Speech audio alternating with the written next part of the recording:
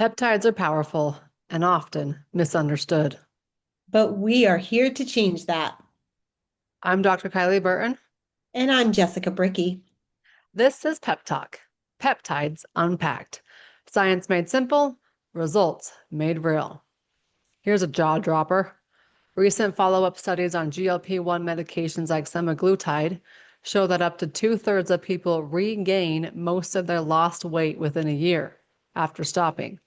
Not because the peptide stopped working, but because the foundations weren't fixed. Yes, exactly. Peptides can open the door to healing, but if you ignore things like sleep, protein, minerals, or gut health, the results are not going to stick.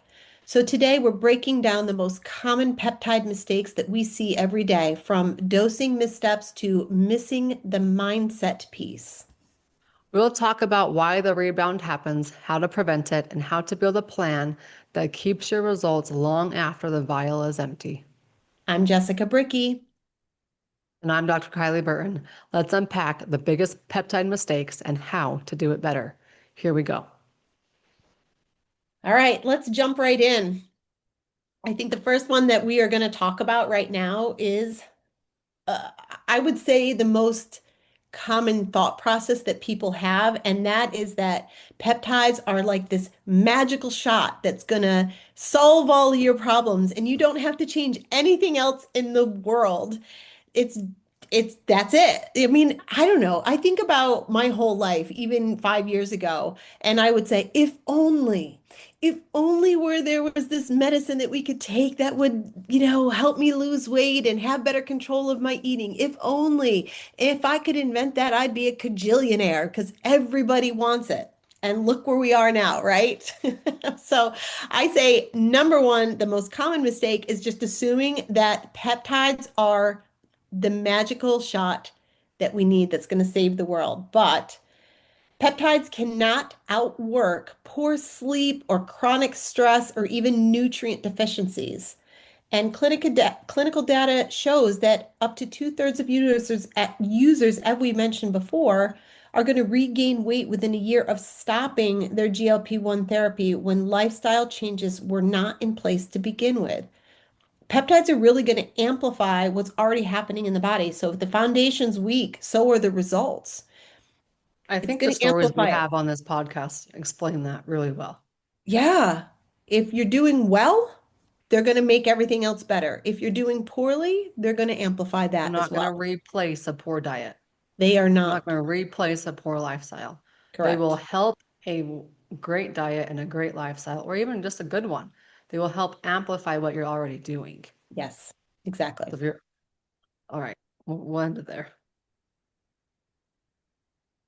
Number two, not eating enough protein. GLP-1s suppress your appetite. Many people eat less than 50 to 60 grams of protein per day without even realizing it. And again, if you go back into Carly's story, she mentions how her diet and her appetite had to change and how she made, when you're not as hungry and you get fuller faster, you have to make some changes and make sure every bite counts. Not eating enough protein, I think, is a common culprit for a lot of people, not just for those of us who are taking peptides.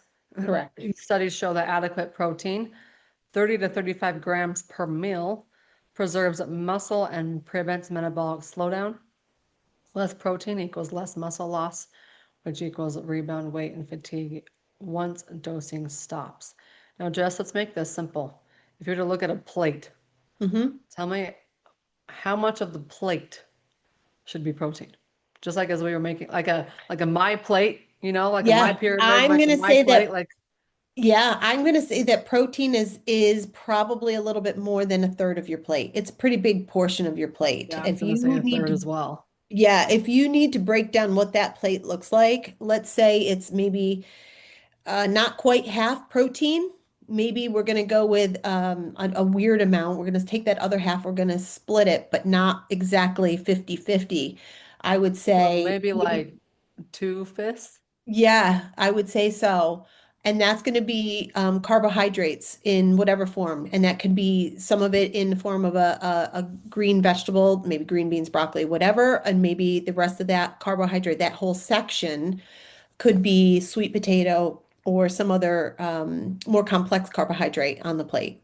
And then that other tiny little piece that's left is going to be a healthy fat. But when we're eating, we want to start with that protein. And now with metabolic balancing, there's different ways to look at that in order to keep that more stable. So some would say eat your fibrous vegetables first, like your green beans or your broccoli or whatever, then your protein, and then your starchy carbohydrate, right? Um, yes, that can influence the stabilization of blood sugar. But when we are on GLP-1s, we really want you to be more protein and fiber forward. So I want you to be prioritizing when you're eating your protein first in case you get full, because you will, and you push that plate away and you just can't have another bite. We want to make sure that you're nourishing all of the things in your body, all of your muscles, all of your tendons, your gut health, your brain, by making sure you're getting enough protein. So that is a good visual, I'd say, if you're thinking about protein, not quite half, but pretty darn close of protein on your plate. The other thing is people ask me all the time, well, if I'm measuring, which I'm not a big fan of necessarily weighing and measuring your food, I think that when you're choosing well, and especially if you are using peptides, your body's going to naturally tell you when you've had enough if you're listening. But if you do want to track your macros and you're thinking about what that protein looks like, to make it easy, we're going to say 1 gram of protein per pound of ideal weight. And what I mean by that is if you were sitting currently today at 200 pounds, but your ideal weight is 150 pounds, in theory, you're looking at about 150 pounds of protein a day. And that's a lot, especially when you're considering most people pre-peptide are getting a third of that. So I don't necessarily think that everybody's going to always be able to hit those markers. That's a lot of protein. There's a lot of sneaky ways that you can get protein and increase that amount without necessarily killing yourself with the volume that you just don't have an appetite for. But if we are shooting towards 3 meals a day with 30 or so, 30 to 35 grams of protein, we're in the right direction. If we're getting 100, little over 100 grams of protein a day, we're doing okay. Mhm. And I don't even know what the numbers look like. I never scale, I never measure, but based upon a percentage of a plate, if you're Yep. over a third, if you're maybe even looking at a quarter or a half, a lot of times, I love my meat. Like Yeah. I would be carnivore if I could. If I needed to go on a diet, it would be carnivore. So it's easily a one third, usually a half all Yeah. the time for me. But that's me. Yep. And then when I do eat salads, like my 2-year-old and my 5-year-old little girls, they love a good old Caesar salad. But I make sure that they have chicken in every single bite. Yes. Good. And so that's Setting just them a up simple for rule of thumb. Like make every bite count. And then part of that is protein. Make sure that's a huge big part of staple. that. Yeah. All right. The third common mistake people make is ignoring sleep. We've touched on this in other episodes. And that is because growth hormone and the repairing peptides, they're secreted during the deep sleep, the non-REM sleep, the non-REM sleep. And adults who sleep less than 6 hours a night have up to about 30% lower natural growth hormone output. And poor sleep is going to increase cortisol levels, which directly suppresses the peptide signaling because all of these hormones and all of these peptides are in communication with each other. Um, Anything that gets out of whack is going to be in part of this cascade that's going to impact the next thing down the line. Sleep is important, and a lot of people don't prioritize sleep. Yeah. Number 4, staying in chronic stress mode. So in the last episode, we talked about things that impact your peptide production. Hmm. And now this one's like they're pretty similar.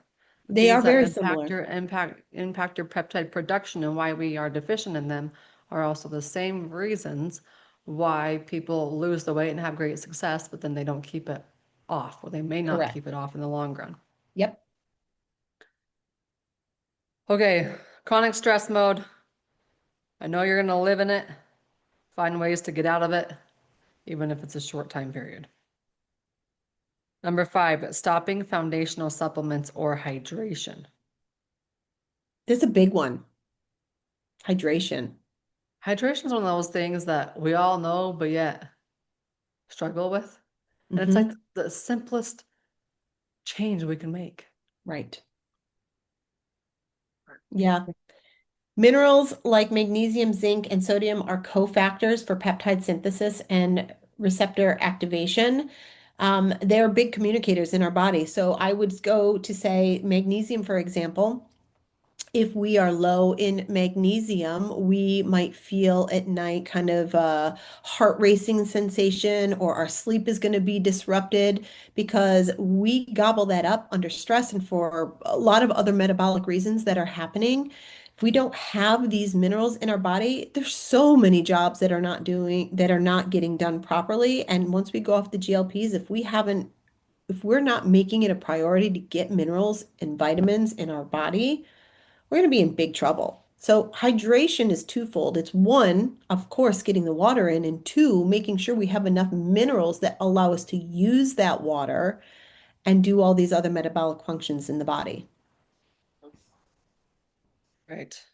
And we've dropped so many things about water. So if you haven't listened from the first episode on this series, go back and listen to the first one and walk your way through it. There's a reason why we're doing what we're doing in the proper order. Exactly. Exactly. Number All right. six, dropping calories too low. Hmm. Rapid restriction tells the body to conserve energy, lowering thyroid and leptin. When GLP-1 already reduces hunger, pairing it with extreme dieting doubles the metabolic slowdown. I think Carly explains this the best. I don't, GLP-1 might, quote unquote, reduce hunger, or it just makes you aware of the communication more than reducing hunger. So one of the examples I think of when I think of this is Carly explains in a previous episode where she could eat like a full plate of food and then others around her be like, oh, I'd eat half the plate or and have some left over, and then they just be, okay, I'm done, I'm full. Yeah. Where it's the communication that she didn't realize wasn't happening until she started her GLP-1. And then the communication was there. Yeah, we hear a lot of people talk about how how they don't have an appetite anymore. But the other part of that too is that the food noise is gone because the signaling for ghrelin, and I know we said thyroid in here, but I think ghrelin and leptin is what we probably should talk about when it comes to signaling with our hunger cues. When are we hungry? When are we full?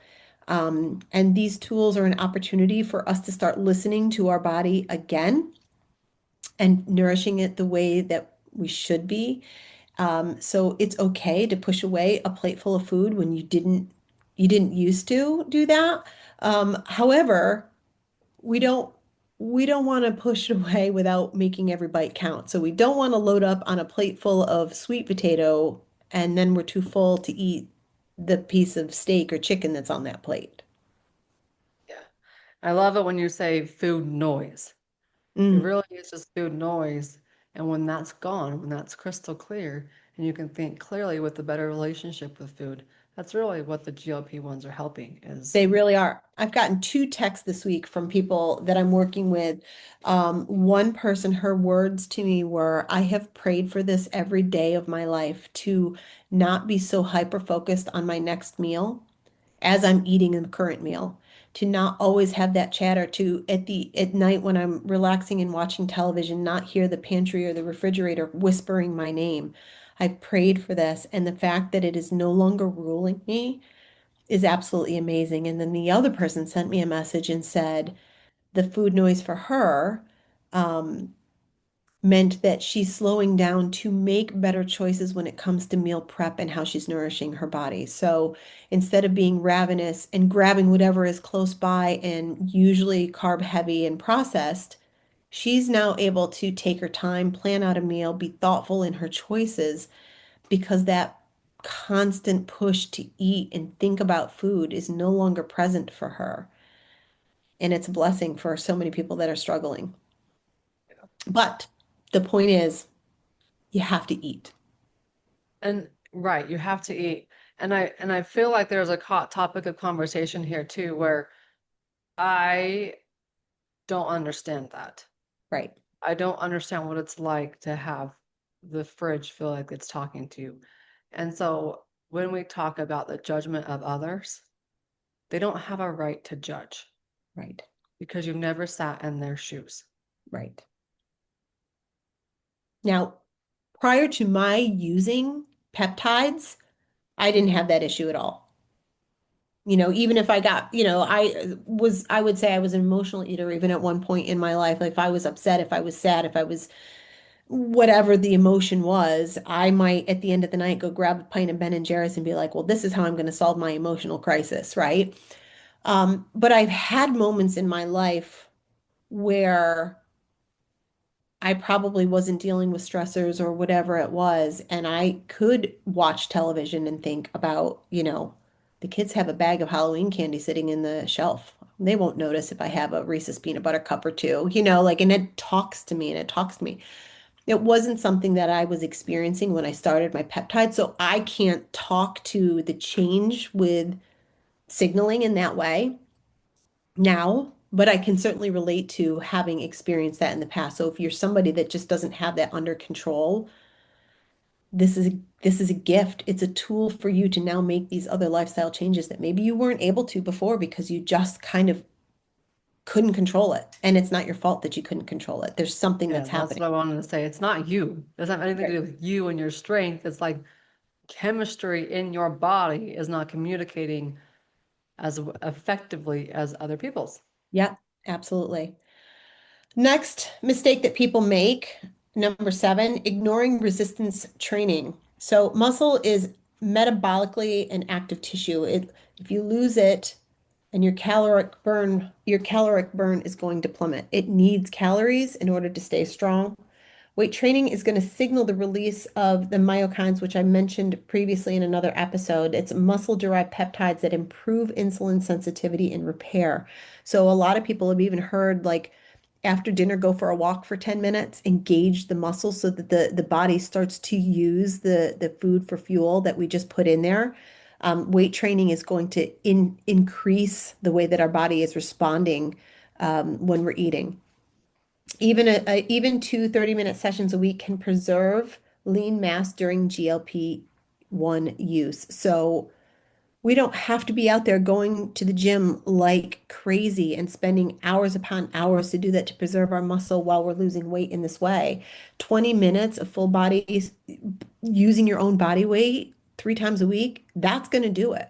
Alongside walking or riding a bike or swimming or yoga or whatever it is that you're doing also will be beneficial. But weight resistance is crucial when you're using a GLP-1. We want to make sure that we are preserving those muscles. And I will also say, when they are done properly, when you are dosed properly, what you actually may see, and I know that it is my own personal experience, is that you will see an increase in your muscle mass just by doing 3 times a week, 20 minutes a day of weight resistance, because insulin itself is anabolic, meaning it builds muscle.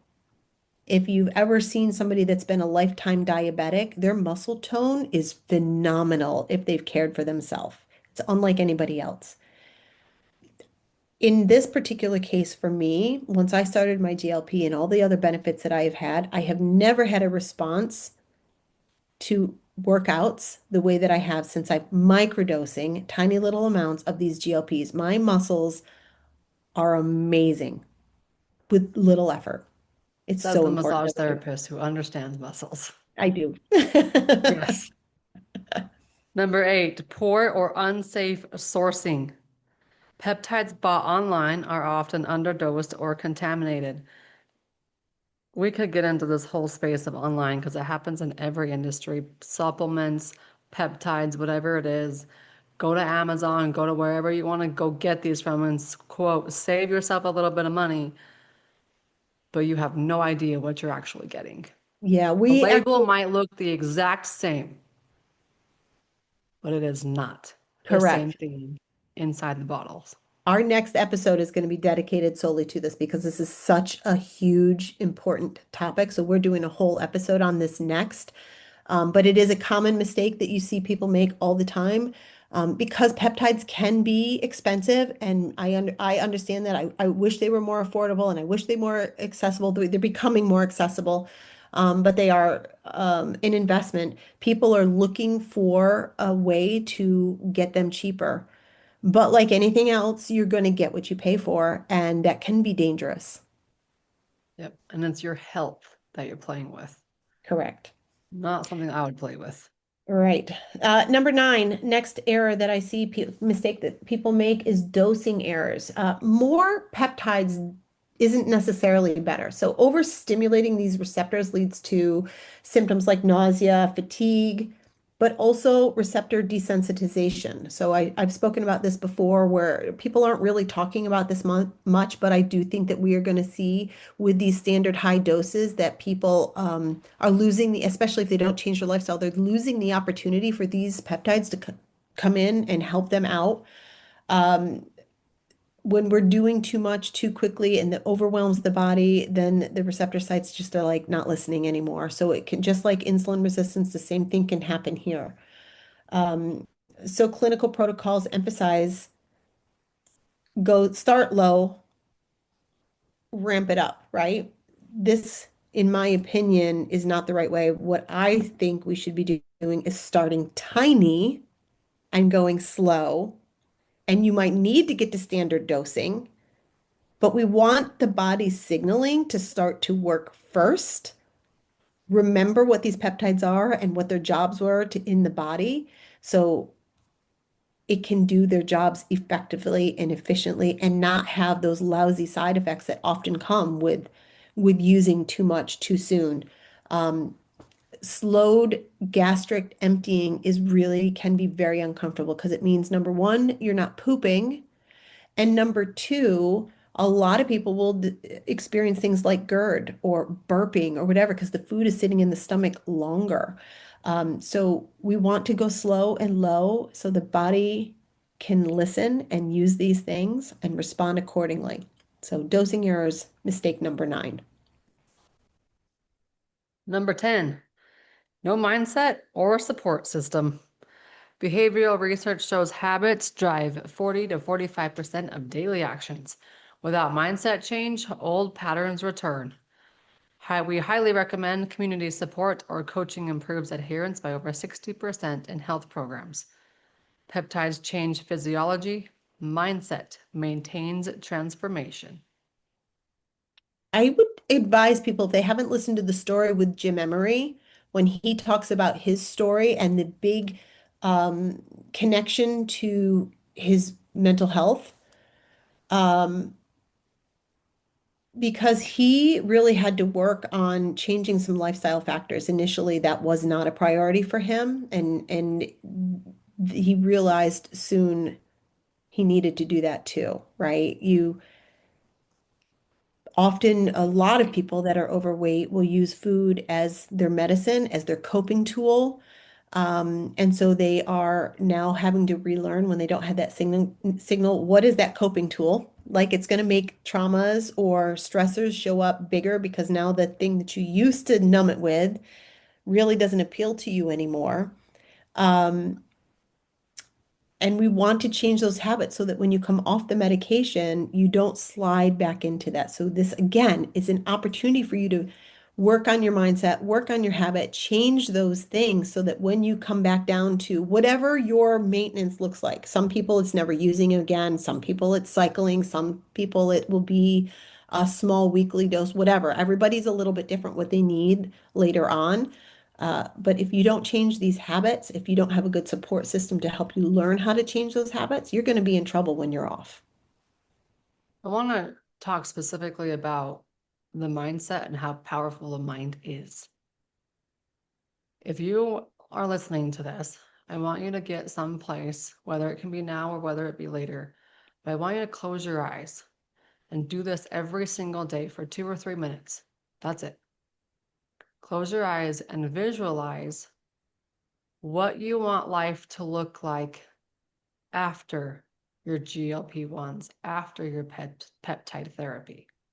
I want you to visualize whether it be the weight loss, whether it be the, as Jimmy experienced the shoulder recovery, the organs functioning back at 100% again, the miracles that he's experienced in his life, what miracles are coming to your life? I want you to visualize that first. This is how powerful visualization is. Jimmy, Mr. Beast, as he is known on YouTube and all other platforms, is known to say many times that once he hits a success level, he already created that in his brain a year prior. So whatever goals he has, he's mentally accomplished them before he ever accomplishes them. Before you're going to accomplish your goals, mentally accomplish them first. And that's a hack you can use in everyday life for just about anything. Take 2 or 3 minutes, close your eyes, get somewhere silent, maybe throw on a little bit of background music, whatever that looks like for you, and visually create the success in your mind first. And then watch it as your motivation to get that, to achieve that, automatically changes simply because your brain is starting to believe what's possible. Your brain doesn't know any different between reality and not reality. So get it to believe reality first, and then it will come to pass. Your brain is powerful when you use it like the powerful organ that it is. Exactly. All right. So 11, expecting permanent results without maintenance. Once signaling stops, the body reverts to its baseline unless it's been supported. So transitioning peptides like BPC-157 or GHKCU or whatever peptide you're using help bridge the gap after GLP-1 or growth-related peptides. Um, Ongoing movement, minerals, protein intake keep the body responsive. So again, if you think that mistake number one when we talked about thinking this is a magic shot without doing all the other steps along the way, and then you go off and expect permanent results without the maintenance, without prioritizing protein, without getting your sleep, without doing resistance training, all of these things and all the signaling that we've improved is going to revert back. What brought you to the place, setting aging aside, okay? Because that's the one thing that we're all doing every second of every day. But setting aging aside, all these other things are things that we can influence, for better, for worse. So if we're expecting a permanent result without using this as a tool to change our life, we are going to go right back into those awful habits and those awful responses that brought you to the place where you needed these peptides for therapy to begin with. Think about peptides as an enhancement. If you're already doing great things, which I know several of you listening to this are, and you're just so flippin' frustrated that it's not showing up in the way you want it to show up, well, it's going to enhance all those great things. If you need to change your life to where you're doing more of those great things, well, it's just going to enhance the results. Another way to think Exactly. about it. Yep. Last but not least, forgetting our two favorite. No, that's not true. Forgetting the liver and the gut. The brain is my favorite, so I My can't liver say and that gut are the liver probably and the mine. gut are the So favorite. together, together we have a pretty darn good. Top three: liver, gut, and brain. There we Yeah. go. And they all Yep. impact each other because they're all in one incredible body that has multiple systems that impact each other. And every organ, every tissue is made up of cells. And so when you heal the cells, you're just affecting everything else. So Yeah. we've talked about liver and gut many times before, but just know that if we're not improving those functions, well, the enhancement will show that. Correct. In short, peptides are powerful communicators, but they can't shout over stress, deprivation, or poor foundations. When you pair them with proper nourishment, movement, sleep, and safe sourcing, they deliver sustainable, life-changing results. Yeah. So if you take one thing from today's episode, let it be this. The peptide isn't the plan, it's a tool. And when you use that tool to buy time while you fix these foundational pieces, sleep and nutrition and stress and all the things we've been talking about, the results are going to last. And when you don't, those results will fade. It's not about perfection, it's about partnership. Peptides can help your body remember what to do, but it's still up to you to support the message. If this episode helped you rethink your approach, make sure that you're following Pep Talk, Peptides Unpacked, wherever you listen. You can find me at b2bwithjess.com or on Instagram at jessb_lmt_nc. And you can find me at drkylieburton.com/peptides, where you can begin your journey, or as a practitioner or anybody else who wants to offer this as a business opportunity, get started at drkylieburton.com/peptides as well. You can also find me at Unshakable Brain, your podcast, wherever you get your podcasts. If this has resonated with you and if you know somebody who it can affect for the better, please share this podcast with them. You might even want to share it on your social media or your YouTube channel or wherever people can find you, because you never know who's struggling, and that simple share could change their life.